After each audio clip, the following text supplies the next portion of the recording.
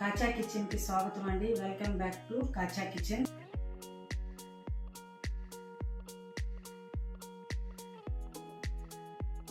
ఇప్పుడు మనం సొరకాయ పులుసు చేయబోతున్నాము. దాని పదార్థాలు చూడండి. ఇప్పుడు కాయ ఒకటి, 2 ఉల్లిపాయలు పెద్ద పెద్ద ముక్కలు కోసుకోవాలి, 2 ఉల్లిపాయలు, టమాటాలు 2, పచ్చిమిరపకాయలు 10, అల్లం తరుగు, చింతపండు, ఉప్పు, బియ్యం పిండి, పసుపు, తాలింపు దినుసులు, అల్లం జీలకర్ర.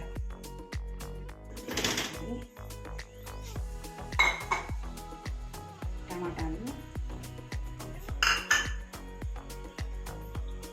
ఆనియన్స్, పచ్చిమిరపకాయలు, పసుపు,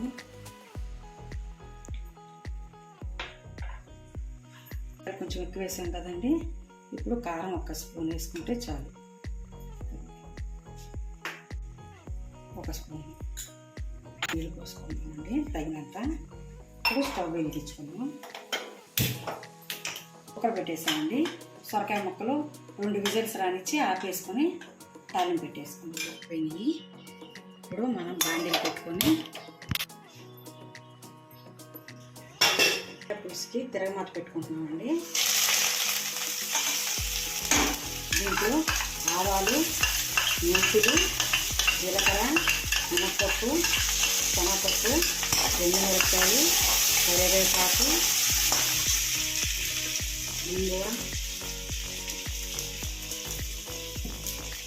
ఇంకో ప్రతి దాంట్లో ఎందుకు వేస్తున్నానంటే అండి, గ్యాస్ట్రిక్ ట్రబుల్ రాకుండా ఉంటుందని, అంతే, అంతకు మించి ఇంకేమీ లేదు. దానివల్ల వేస్తున్నాను.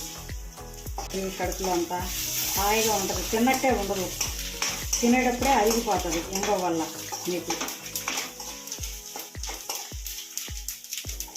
స్కాట్లకి వేసినట్టు ఇట్లకి ఎక్కువ వేసుకోవాలి, కొంచెం వేసుకోవాలి. అలా కలుపుకొని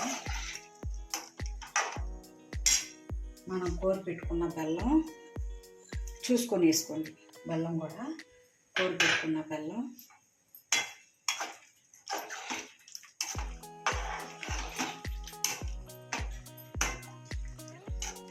మనం పిల్లలకి అన్నం తింటలేదు, ఆకలేయట్లేదు, వాళ్ళు వామిటింగ్ వచ్చినట్టుంది, సెన్సేషన్ అట్లా ఉందని చెప్తూ ఉంటారు, కడుపులో నొప్పి అని.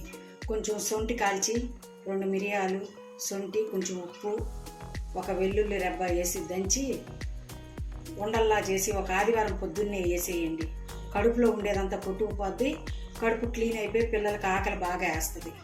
బిడ్డలకి, పెద్దోళ్ళు కూడా వేసుకోవచ్చు. పిల్లలకు 1 ముద్ద వేస్తే పెద్దోళ్ళు 3 ముద్దలు వేసుకోవాలి. చిన్న చిన్న ఉండలుగా చేసి 3 ఉండలుగా చేసి పెద్దోళ్ళు 3 వేసుకోండి, పిల్లలకి 1 వేయండి.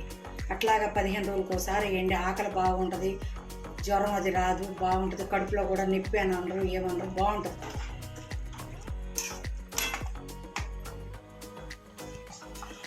చింతపండు రసం వేసాము.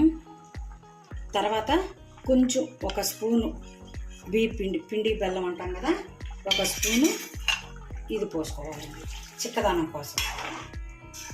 బియ్యం పిండి వేసుకుంటే కొంచెం చిక్కదానం వస్తుంది, అంతే. పులుసు కమ్మగా ఉంటుంది.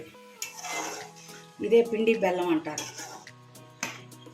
పులుపుకి పులుపు, తీపికి తీపి, కారం కారంగా బాగుంటుందండి ఈ పులుసు. అదిగోండి, పిండి బెల్లం పెట్టిన సొరకాయ పులుసు రెడీ అయిపోయింది. మీరు కూడా చేసుకొని వేడివేడి అన్నంలో వేసుకొని చూడండి.